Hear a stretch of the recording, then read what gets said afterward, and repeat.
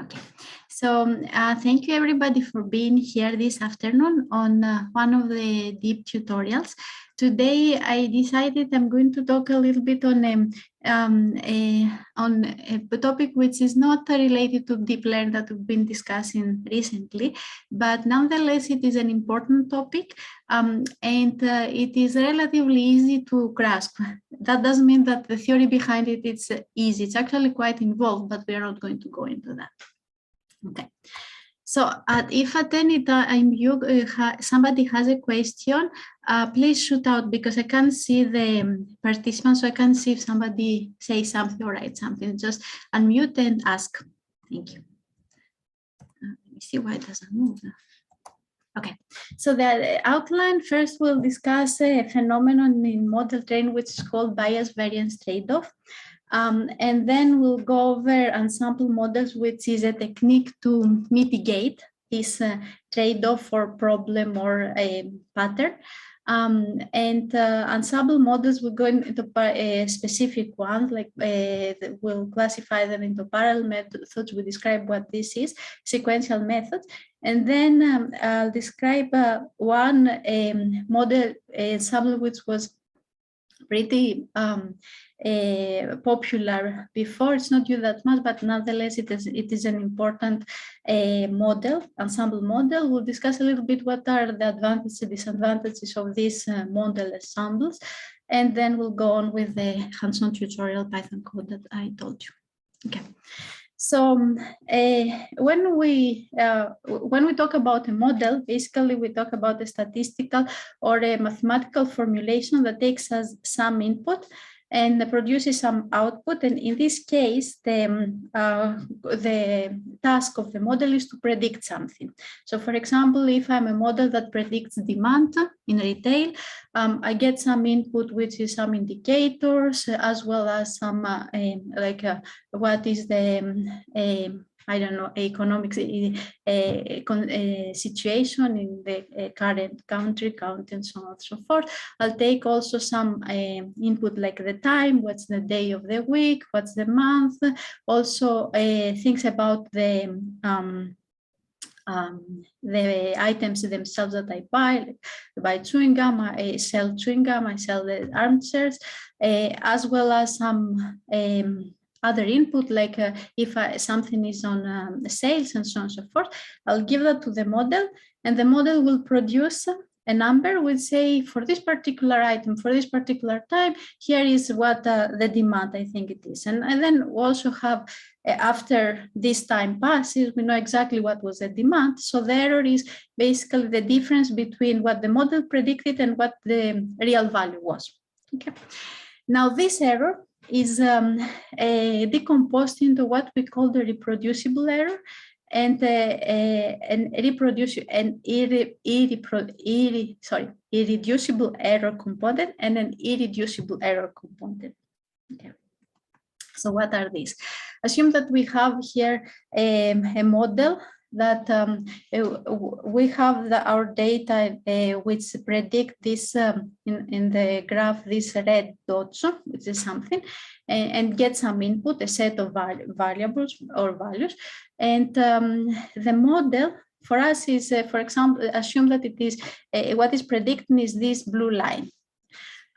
So first of all, as we said, we get some input. This input, for the model to be good, they have to be what we call good predictors. Like we don't want to put things, input that does not predict or that does not affect the output. For example, in the sales, put in, for example, what's the color of the sky that day. Well, actually, it's not a good, because the color of the sky might actually say the climate. The color of the car of somebody that's going to buy something, that's probably not a good predictor. However, whether the item is on sales might be a good predictor, because usually when something is on sales, it's more attractive and people buy more of it. we have to have this good predictor. So now, and we have to also, for the model to be accurate, to have as many of these good predictors that affect the model as possible. No matter how good we do, how good of a job we do to find this set of predictors, there will always be some other variables which they are not so important, but they still, so we don't include them in the model. For several reasons, because we don't want to make the model too complicated, or because we cannot measure these predictions. For example, a good prediction could be how I feel, how the client feels when he buys something, but it's very hard to measure that. So for some reason, we don't include in the model. So because of this, of some variables that nonetheless are important for the value that we try to predict, but they're not included there, we're going to introduce some error, and there is nothing we can do about it as far as the model is concerned. And this part is what we call the irreducible error. Okay. Now, the reducible error is basically the error that the model itself introduces. For example, the reason is say that the prediction function that predicts the output given the input is a very complicated formula, and for several reasons, or it can be a formula that we can't even compute analytically. So in practice, instead of finding this formula, we can't even find it because it's so super it's non-linear and so with large dimensionality and so on and so forth. So instead of trying to find to use this function, this particular model, we use another function which estimates that. And this will, if we call the first function f, the original function, the most accurate, we call the estimate f prime. Okay, or f hat, and because of this function is an estimate, it again it introduces an error, and this part of the error is what we call the reducible error, because this is the part of the error that is the cause of it is the model that we use. Okay, any questions so far? What is irreducible error and reducible error? Okay, so and here this says exactly what we said. So the reducible error is an error that represents that comes from factors that they're external to the model, as we said, missing variates, or it could be that the data are very noisy. Like even we might have all the data correctly, but the values of this data, they might not be accurate because we cannot measure them accurate, or measurement errors.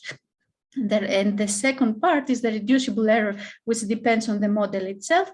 And this one, we further decompose it in what we call a bias and a variance. Now, the bias, what's the bias? The bias is the difference between the predicted values of the model and the actual values that would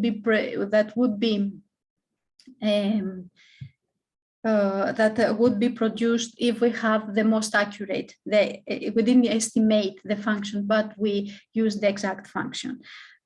So models with high bias are usually due to the model is oversimplified. That is, it's not expressive enough to describe this relationship between the input and the output. So it does not estimate this f correctly.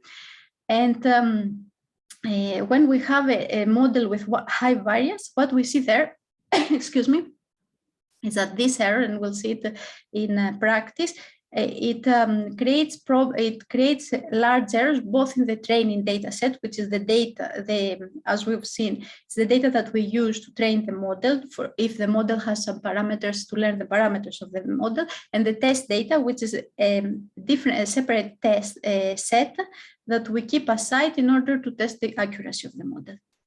Okay. The variance, on the other hand, refers to the degree to which the predictions are spread out, and it's measured as the mean error of the average prediction, the prediction for its data value. Basically, as we said, is do we have at some time a lot of errors or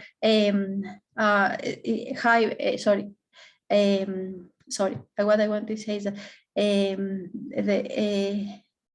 yes, as we said, the predictions are spread out. So models with high variance usually pay too much attention to the training data. So usually, and we'll see an example of this, they follow the training data very closely. So the training data, as we said, is data set that we use in order to learn the model. So the model will learn something, a function that will close it will find all this training data, each of the training data points correctly, but on the test data set they have large errors. Okay. Now, and the biased variance trade-off is that, as we'll see, when we try, ideally would like to have them both small. But when we try to create a model with small bias, we might increase the variance, and the other way. Two very related concepts to bias and variance is what is called model overfitting and model underfitting. An underfitting model is a model that's not complex enough, which we saw that this actually creates very high bias, as we saw in the previous slide. And what is called the other reason for this is also when we don't have enough data to build an accurate model. Like we might actually have a model which is representative enough, but we don't have enough data for it. On the other hand, an overfitting model is a model that captures exactly the noise in the training data. That means it follows, as we said before, the training data very well, even when the training data just have noise there, like it has the patterns that we need, but also some random noise. And the model learns this noise. And it usually happens when we train the model on a very noisy data set, or most important, when we try to employ two very complicated models. Okay. So an example of an overfitting is what we said is look at the graph on the lower left of your slide. The nodes, the training data is the blue dots, and we see that and what we learn is the red line, and the red line learns something that has follows exactly the data, but this data seem to have noise, like it is a very like it has the patterns, which is probably some form of a curve as well as a lot of noise. On the lower on the lower center, we see high variance. Like what we learned there is a line which has a lot of variance comparing to the training data, and a good balance is where we learn a curve, a continuous curve that follows closely the training data, but it omits the noise. Okay. Any questions on bias variance trade-off here so far? Okay. This is something. Okay. Now, before saying a little bit more about this, I wanted to just give you some examples of when we train a model, doesn't matter what model it is. How can we know that here we saw, okay, if we know what is the underlying function, we can actually learn that, but we don't know the underlying function that, for example, that it is a curve. So what are the hints that we can get? Do we have tools that can tell us that we might be overfitting or underfitting? And one of the tools is what is called the loss curves that you get, which show what is the loss function during the training of the model. And the loss function here, you can think of it as the error function. Okay, a good fit. For this, what you need usually is the trained data, and also a subset of the data that you don't use it to learn the parameters, but you only use it to test the accuracy of the model during training. This is what we call the validation data set. So when it's a good fit, usually we start with a large error, very fast, the error starts to it decreases, and then it starts to go somehow converge to a flat line. And most important, if both the train and the validation loss curves, they're very close to each other. Okay, so this is a hint that we probably have a good fit here. When on the other hand, the training error keeps decreasing, but the validation error either stays the same or flat, or even worse, it starts increasing, then you know that probably the model is starting to overfit, that it learned a lot of the noise in the training data, but this cannot, the prediction that it gives cannot be generalized to the validation data. Okay, and that's why you see that the validation starts increasing. And the case of underfitting is, it's a big hint is this, that usually the training error and the validation error have a large difference. In which case that means that no matter how we learn, we train in the training data, we cannot actually learn interesting things that can be generalized. Okay. So as we said, we must avoid both overfitting because it gives too much power to the training data, and the training data usually are noisy, so it basically learns the noise in the data. But in our attempt to try to reduce the overfitting, we may be key to underfit, that we use a less complicated model, and the less complicated model we use might get to a point that it's not it cannot represent enough the patterns in the data. And this is exactly the issue that we call the bias-variance dilemma or bias-variance trade-off. And the reason this is created is because both of them, both the bias and the variance, depend on one variable, which is the complexity of the model. So trying to change the complexity to go from a more expressive model to a less expressive model in order to avoid overfit gets you to the points that you create a model with large bias, and the other way around. Okay.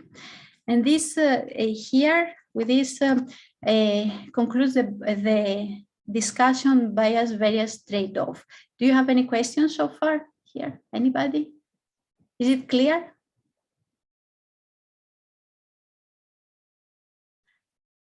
Not here in something, I assume it is.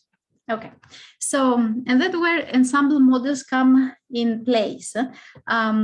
They try to somehow mitigate this problem. And how they do that is by, instead of using one model, they try to combine the decisions from multiple models. Okay, and so that way they help to simultaneously decrease variance and noise.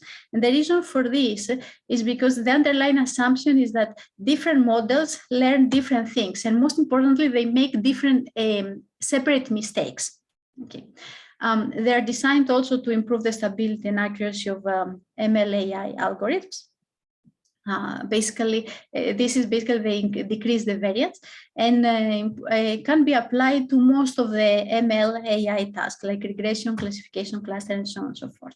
And the two main categories of ensemble models is what we call parallel ensemble models, where they fit each of the different models independently, and the sequential ensemble models or methods, where they fit the models iteratively, such that the training of the model at a given step depends on what we learn from the previous steps. And we will see specific examples of that. Okay. Yes, so this is basically the intuition behind that. What I told you is that they learn different things, and most importantly, they make different errors. So the ensemble, they try to get all these choices in order to find a more generalizable, a better choice, okay, both in the regression and the classification. Here is an example of a regression, and there is an example of a classification, but it's just a high level, it's an intuition. Okay. Okay. So let's see some examples of ensemble methods. We say here simple, but that doesn't mean that they are useless or less worse than others. They can, at times, they can be as good, even better for some reasons we'll describe as more advanced ones. So the one is to just get the models and take some kind of an aggregate measure, like the mode or the average or the weighted average. So for example, in the case of regression, the regression is a case where a model predicts a continuous variable. So we have a set of models, independent. Each one of them is trained independently. Coming a new test point, each one gives a value for the prediction value, and the result of the ensemble can be the average or the mode or the weighted average. Okay. In the case of classification, say that each of these models, what it returns is a label that says a classification, it returns a categorical value or a binary 0, 1. So each one of them gives a value 0, 1. And the ensemble could be that I get some form of voting scheme. Okay. Now, the advantages of this is that they're straightforward to implement. Most people know how to compute mode and average. Most computational work. Okay. There is no overhead. Usually, computing these statistics is cheaper, and they usually reduce model variance. Now, disadvantage, not the disadvantage, is that there are more advanced measures, more complicated measures that they usually perform better in terms of accuracy. And go for them in these advanced ensemble methods. The first one that we're going to describe is what's called bagging or bootstrap aggregating. So assume that we have a set of models, and I try to avoid discussing what these models are, because as we said, most of this ensemble, they're model agnostic. Like as far as the model can produce a value which is relevant to the task at hand, they can be applied. So the bagging, having, say, the set of models, and we have a training data set, each one of these models takes a sample of this training data set that we create using replacement. So basically for the first model, I take a sample of the training data of some specific number of items, and I train the model. Then I take a sample of the same training data set and I use it to train the second model, and so on and so forth. Okay, we build the model. Now here, as I said, although these models can be anything, usually in practice, each of these models come from the same family. For example, it could be some deep learners, multi-layer perceptors or decision trees or anything, but it doesn't need to. One can very legally combine anything they want. And in the end, once getting a new point to test the accuracy, each one gives a decision, and the results are combined using some average or voting scheme. So it's very similar to the previous one, except for how the input is created using this random sample with replacement. Okay. An example of this here I use as training, as model, or if the tree, a decision tree, which is one either a classification or regression model, yes. So we have the observations, which is basically our training data. We create the subsets with this sampling with replacement, random sampling with replacement. We separately train each model based on its set that we created for that model. And then when time is to predict or forecast, each model gives a value, and the result of the ensemble is some aggregated form of this value, either a voting or an average or a weighted average. Okay. Now, the advantage of this is it reduces model variance. It's notorious that it reduces model variance. So a lot of times it's used in deep learning when your model if you see that your model has a lot of variance, that means that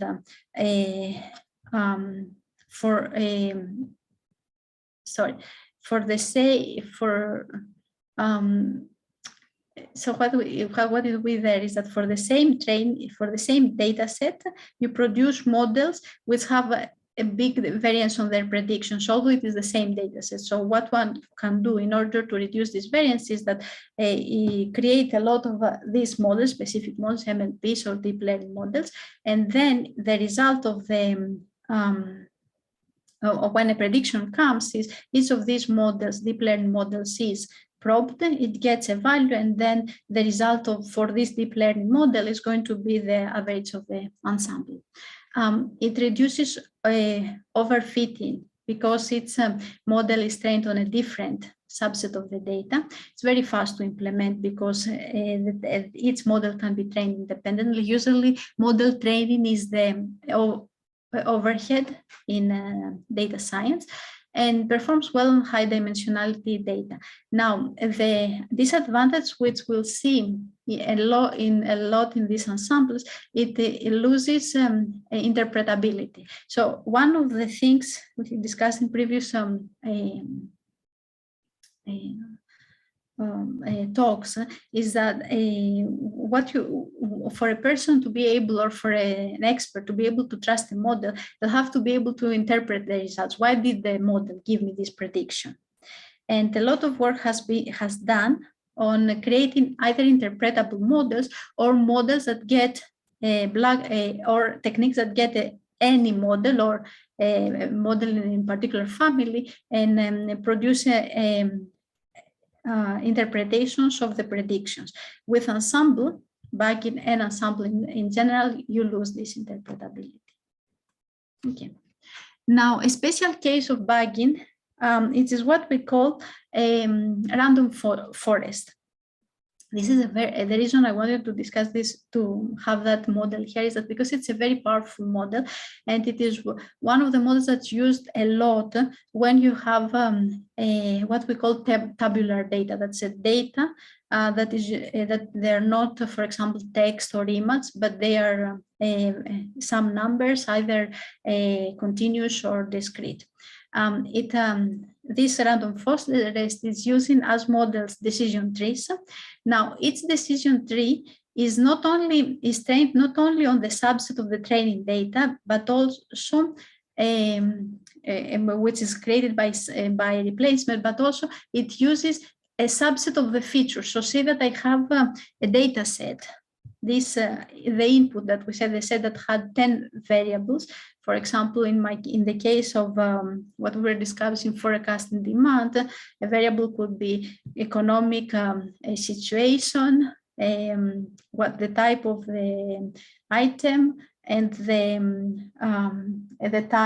time of the year, and whether there is promotion or not. The first, these are the three features. These are the three attributes that this data set has. Its decision tree will get not only a subset of the rows, which is a particular example, but within each example, it won't get the whole example, but a subset of the features. So, for example, it can only get the day, the time, the date, year, etc., and the economic situation. The other can only get whether it is the item is on sale. Now, the random forests are, as I told you, they are very powerful models, and they are used a lot in these kinds of data. Reduces overfitting because it's a Vagena technique, and they're usually super accurate. Well, they're very accurate, let me say super accurate. Can handle missing values. This is because the underlying model is a tree, and the decision trees, they're robust to missing values. They can handle data dimensionality. They're robust to outliers. The main disadvantage is it's quite expensive to train, because you need a lot of computational power. You need numerous trees, hundreds, thousands, and also it requires a lot of time for training. So basically, it's a training timing goes up and resources. Let me see something. Okay. Now going now to the another technique. Oh, so far we talked about the random forest and Vagena. This is parallel because, as we saw, its model is trained independently of the other models. Stacking, on the other hand, it goes to the class of sequential ensemble models. Leaving a lot of details, what the stacking is doing is that getting a data set, it is first training different models using a subset of the training data. And then then to train the final model, it's using as additional features, as additional X variables, the results of these models. So for example, say that I have a linear model that has that I have a data set that has four variables. The first thing that the stacking will do is that it will use another model, a simpler model, that will train, or another model, doesn't matter what it is, it will train it on a subset of these variables, or all of them. Okay, and then the final model, which can be same family or a different family, it will have the features, the initial features, the four initial features, or a subset of this, and in addition, the results of these previous models. Does that make sense? Can anybody say yes, no?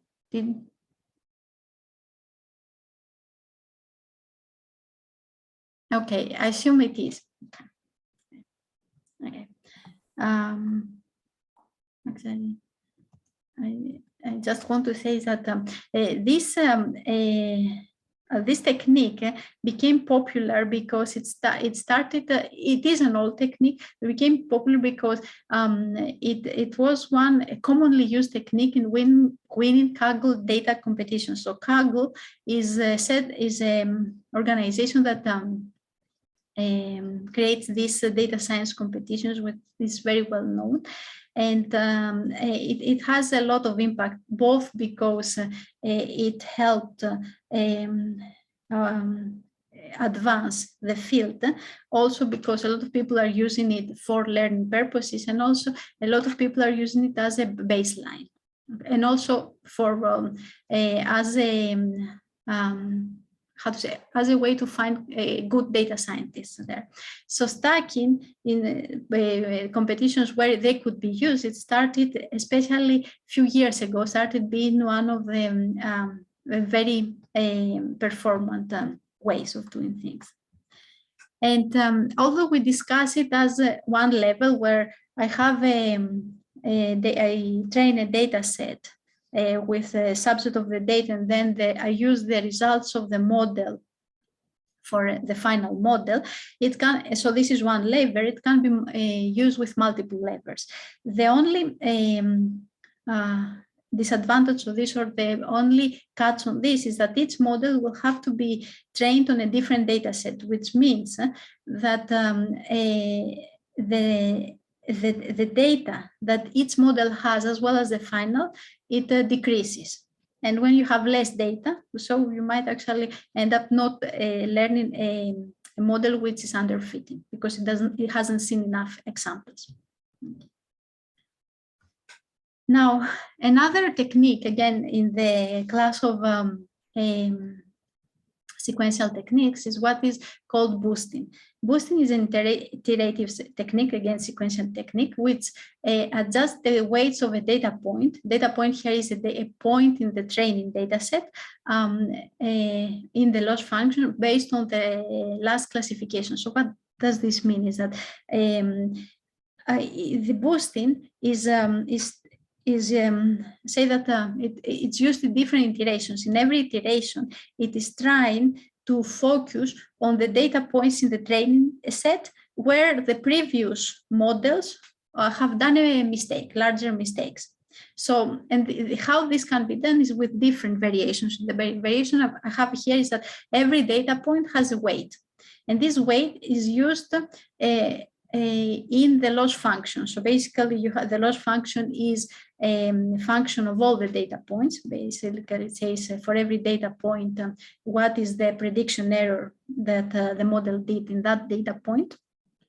So in boosting, each one of these calculations is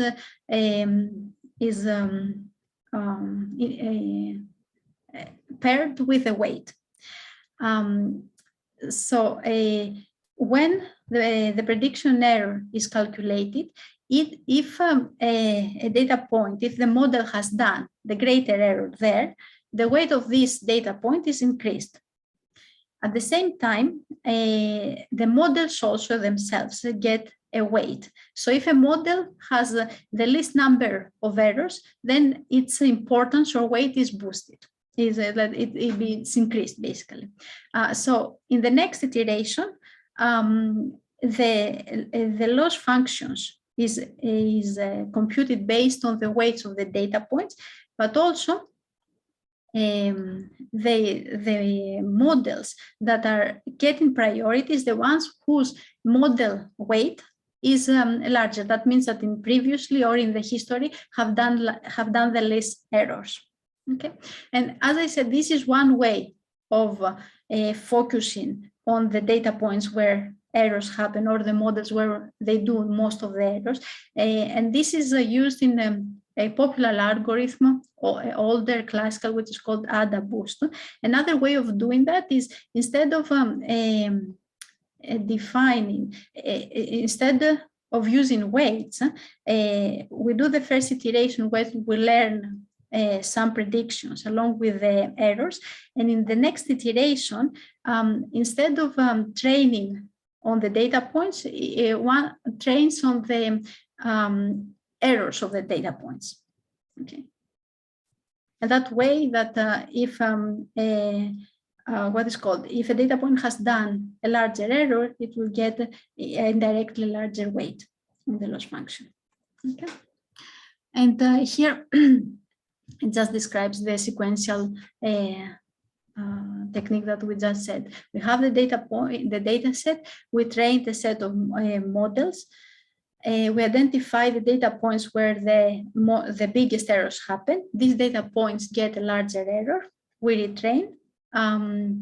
Again, we identify the new data points where the largest errors happen, get boosted, and so on and so forth. Now, boosting is a very powerful technique, and it is probably, along with random forests, one of the techniques that are used mostly for when it comes to prediction, classification, or regression for what I call tabular data. And there are different variants. The other boost that we just described, gradient boosting, which is the variation where it uses the errors of the data points directly, it predicts the errors, and the other ones, which is variations of gradient boosting by getting the performance, doing performance enhancements. Now, boosting, it in general reduces bias.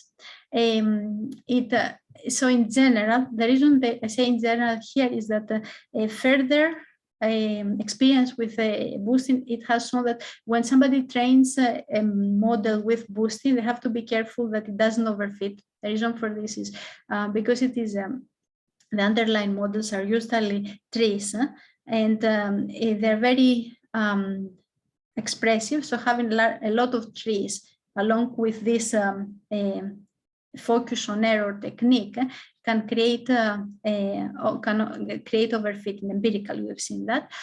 So people have to be careful how they train. It builds strong predictive models.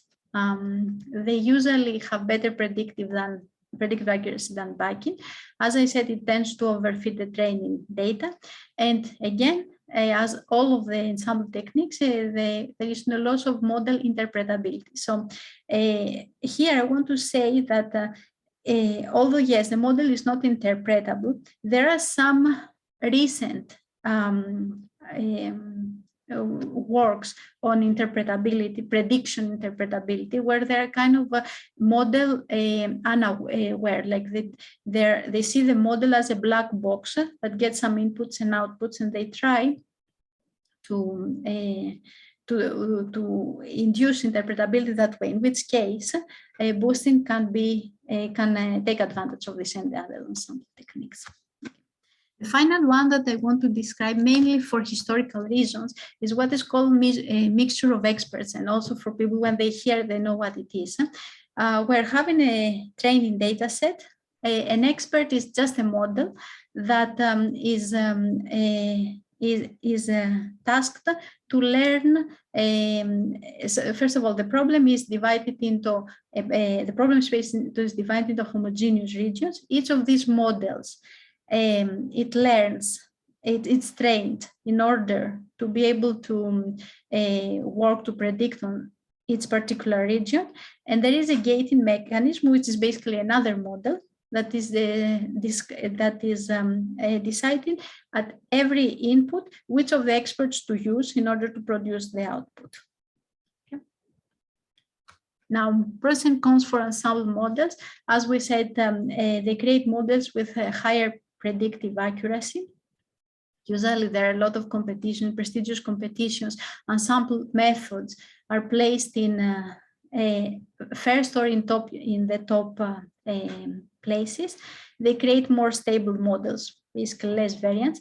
It can be arbitrarily combined, like for example, one of your weak learners, one of your models in an ensemble model can be another ensemble, because it's just a model that gets an input and produces some output. Disadvantages, as we said, is loss of model interpretability whenever this is necessary. And as we said, some of them are costly to train. They need more computational resources.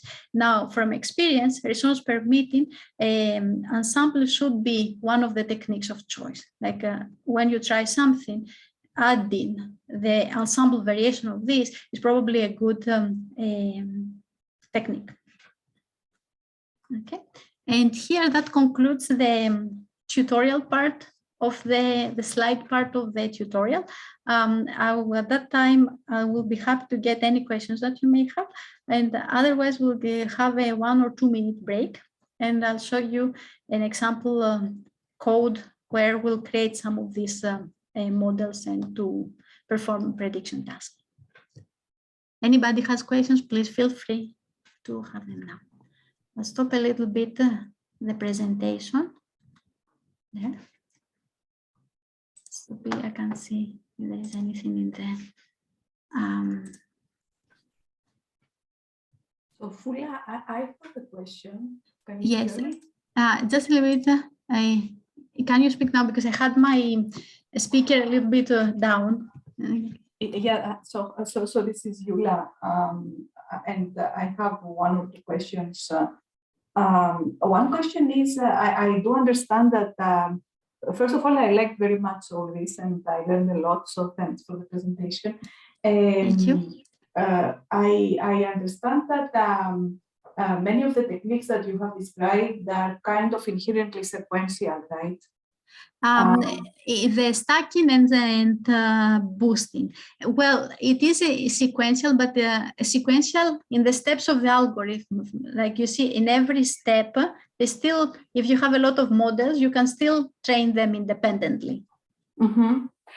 So I was wondering, so whether there are So basically, what I call inherently sequential is the fact that you have to wait for the outcome of the previous stage and then move on, etc., etc. But I understand what you're saying, right? Yes, that's correct.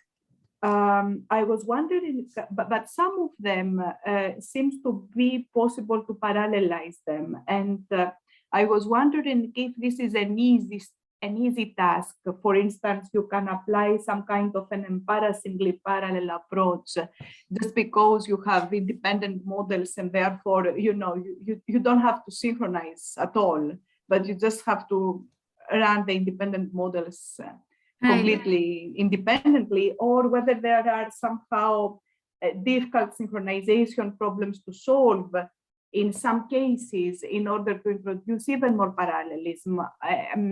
So the question is, do we know how to parallelize all of what we could parallelize, or is there still room there to do something?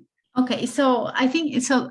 First of all, that's a good question. I don't have all the answers. I'll try to give some ideas what I think. So it's my answers. For stacking, remember what we need is we need the output. We have some features, so we need the output of the previous models. Okay. So in this case, I don't know if there is a lot of room for parallelization. Now, in the case of boosting, what you need is for every data, you need to rank. That's the problem, is that for every step, you need to rank which of the algorithms, which of the points in which of the points you made the largest mistake. So as far as ranking is parallelizable, you can do something there. On the other hand, I want to say something is that all these variations of boosting that I have there is actually they work on how to parallelize, so how to enhance performance. So I wouldn't be surprised if a lot of them worked on this exact same problem. So it would be like, I think if somebody wants to work there, the two models that I would look is XGBoost, what they do, because it was the first one that tried to create a high performance boosting, and LightBoost, which is supposedly much faster. And you think that there is room there for doing something, or already there exist already works that That's why I say, because I don't exactly know the answer, I would look at these are papers. The XGBoost is definitely a paper. LightBoost is from Microsoft. I think one probably can see the details of the model, but I'm not sure. So I won't give you an answer because it might be wrong, but I would refer you to the papers to see whether there is. Okay. And maybe I see that Tsiton has one question, but if I am allowed, let me, I'm not an expert in this area, right? So I was wondering, what are the most important open problems right now in this area? And what would you consider as promising directions of further research? In ensemble models. Okay, so ensemble, okay. As I said, Kitong, I will answer the question just after that. Just bear with me. A boost in particular is, as I said, the theory is very strong and it's very complicated. I have this anecdote with a colleague of mine that we got the boosting book and we said that the one who first understands it will buy drinks for the other for a year, which we are sure it's not going to happen because we're not going to understand. On the other hand, I think though, where a lot of work would be is what I said in explainability of these models. If somebody can create some variations of these explainable models or work on model unaware, that they don't know, they don't care about the model ways of explaining the predictions. This is one of the things that it would make these models used in other domains where explainability is important. Okay, thank you very much. If you can provide the references to the two papers you refer to. Yes. My first question, that would be nice. So what I'm going to do is tomorrow I'm going to share all this the recording and the slides to diiP, and along with them I will add the two references. So and I'll ask them to disseminate. I guess that they'll put it on the site, on the site, or they'll send an email. Okay, thank you very much. Yes, and so if somebody does not get it, please send an email to diiP. I don't know if they have my email there, and they will send it to me. But I will. That's how I can disseminate to everybody. Okay. Okay. So Kitong is asking, Alexander. Sorry, Panayota. Does that answer your question? We're okay. Yeah, sure. Thank you very much. Okay. And now Kitong says, my question is that, are there any specific requirements for the component classifiers in an ensemble? Okay, so component is what kind of models to use? Is this the question? As I said, these models, they can be used for any kind of model, underlying model, or weak learner. In practice, there are usually either some form of trees, or in the case of boosting and gradient-based boosting, they have to be differentiable models because of the way the training happens. Tune an ensemble model. I don't know if there is any, like, what we usually do is how many of the models, like if you want to use an ensemble, how many underlying models you're going to use. Yeah, I can't think of anything else. Like the great thing about this is they're kind of robust because they don't have a lot of hyperparameters to tune. Does that answer your question, Kitong? That makes sense. Is this the question? I'm not even sure. Okay. Anybody else has any other questions? And also the other thing I'm going to do, guys, is that I'm actually going also to give the boosting book. If anybody wants to join see who the race, who's going to understand it best, but it's not a bad book. It's just, as I said, it is complicated theory, but because it's very robust though, like it just works. So as a mental exercise, people that they are computational quantitative interested, they can read the book. Okay. I don't see any other questions. So what I'm going to do, so I don't waste too much of your time, I'll go ahead with the example. Just bear with me a little bit to start it, and I will share my icon. Okay. So first of all, I'm going to share my screen. Okay, can you see a Jupyter notebook?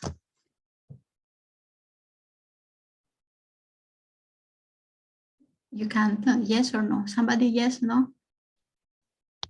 Yes, we can. Okay, thank you. Yes. Okay, so we'll take one of the, I think, yes, I'll use here the library that's called scikit-learn. And this library, which is well-known and very useful data science, machine learning language, library, and it comes with several data sets. So I'm going to use the breast cancer data set. So this data set has a number of inputs. We'll see some of them. And in the end, each row describes a particular, I think, a cancer sample, tissue sample maybe. And the prediction there would be whether this cancer is malignant, is a bad one, or it is benign, which means it is okay. Before going there, I just want to see, yes, somebody said in the chat, because I said whenever I said I cannot see the chat. So the first thing we do is we load the data set.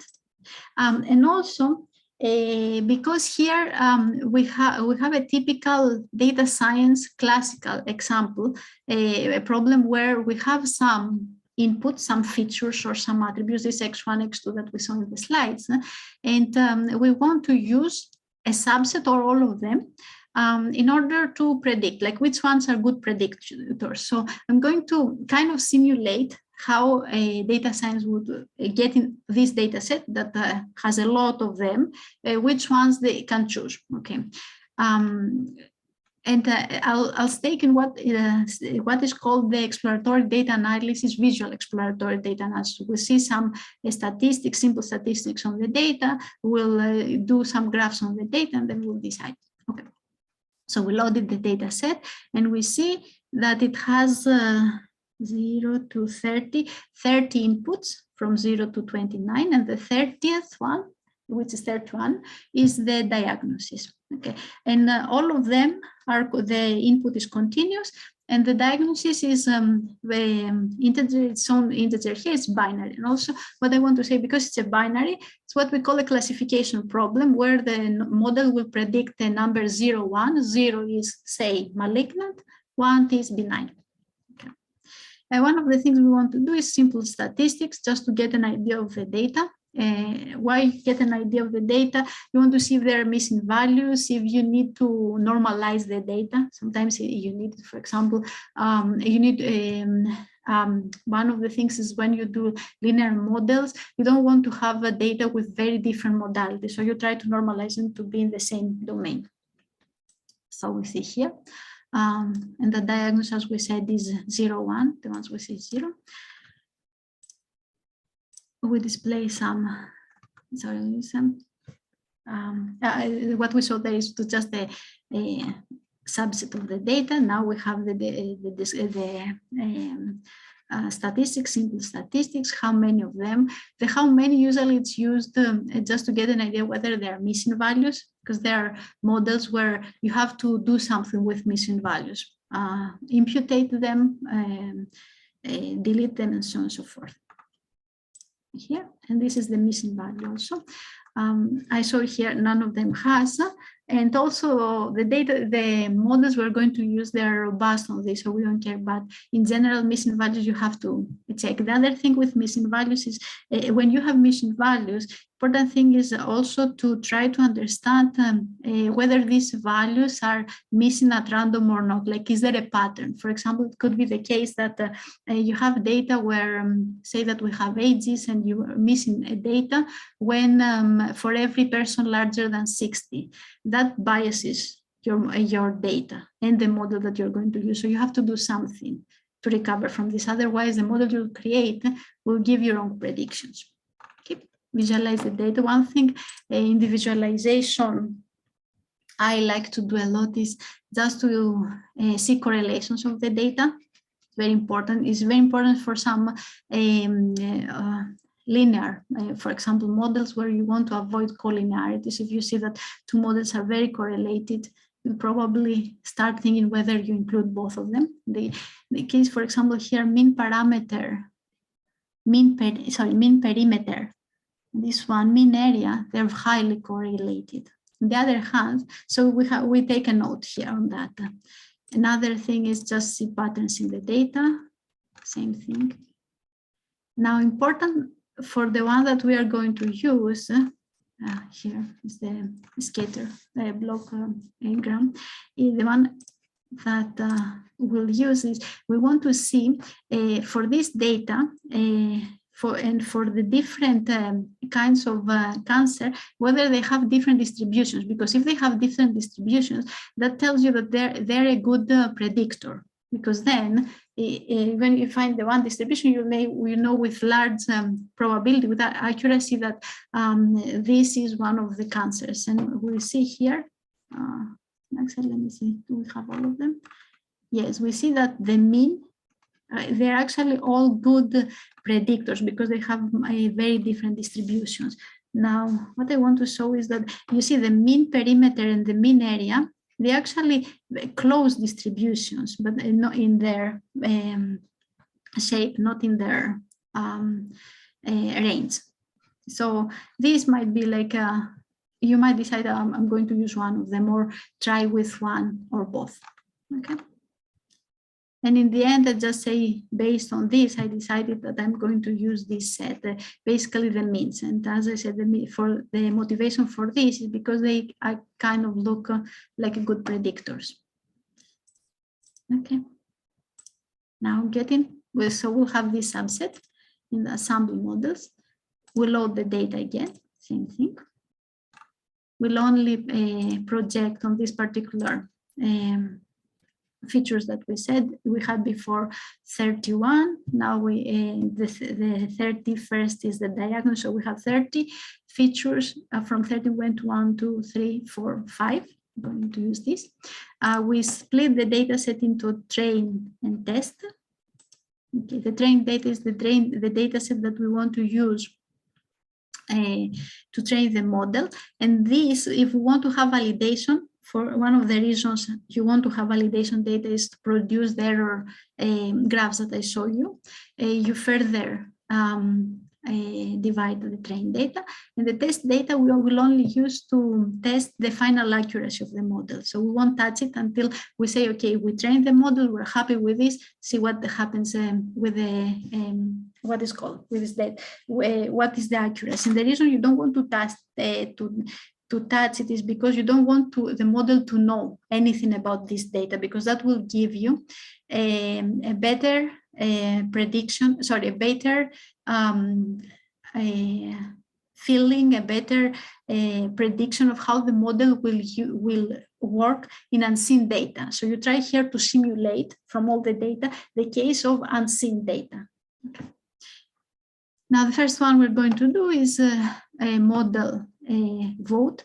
What I'm going to use 3 models: decision tree classifier, KN, nearest neighbor, so a nearest neighbor classifier, and a logistic regression. All of them can produce their classification models, and in particular we'll use it here for binary classification 0-1, benign, malignant. Okay, so we'll train them. Here we define the model. Fit is how you train the model. You give the train data set, the features, and the output. And the prediction is you predict the result, the classification, based on the features of the test set.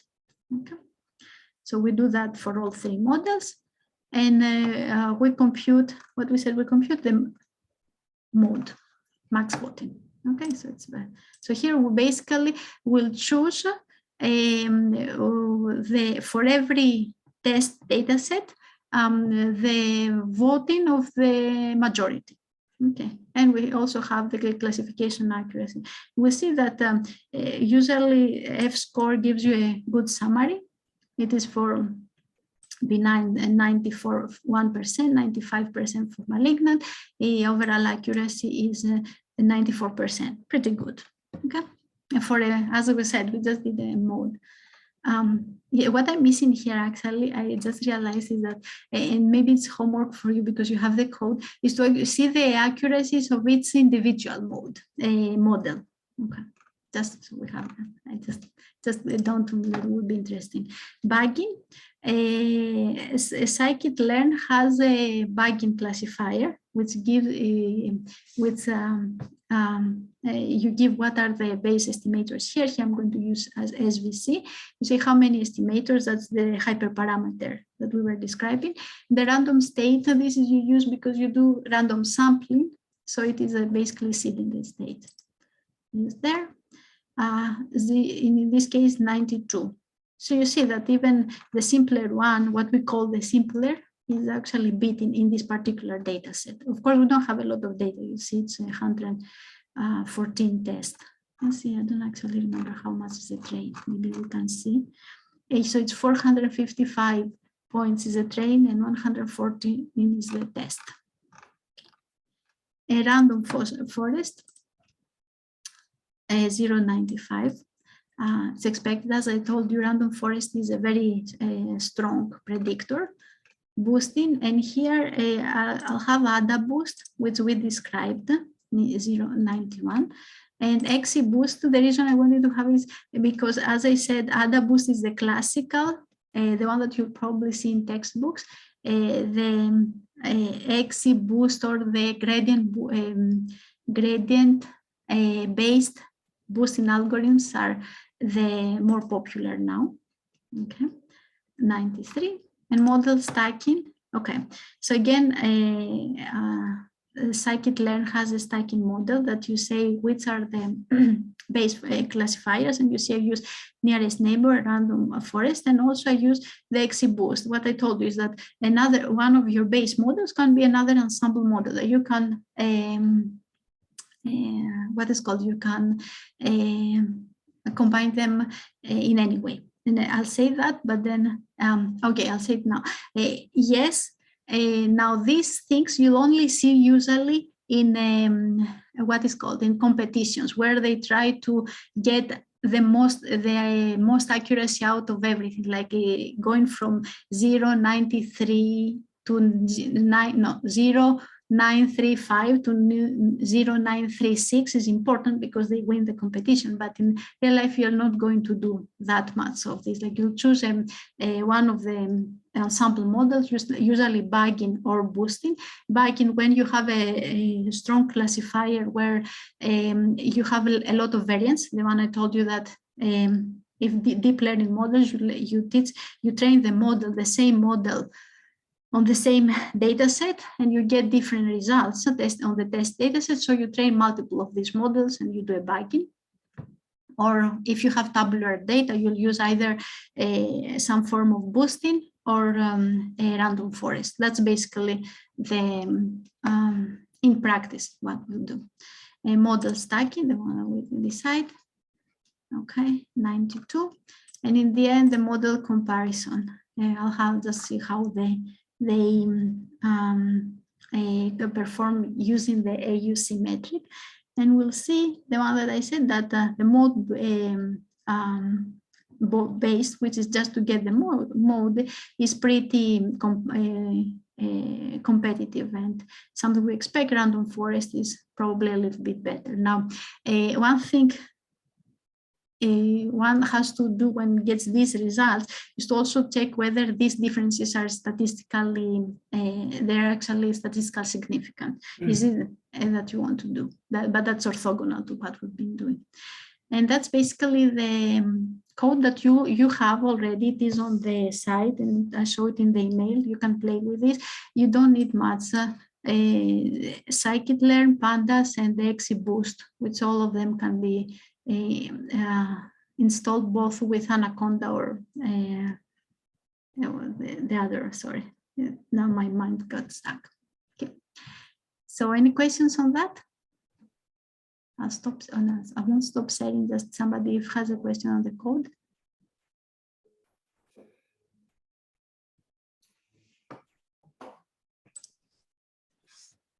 Okay, I don't see a question, so that will conclude the presentation. And I want to thank you again once more for being here for tonight. I wish you also happy holidays to everybody of you. Best wishes for 2022. And I hope I'll see you in other tutorials in 2022. Have a good night. Bye-bye. Thank you, Foula. Bye-bye.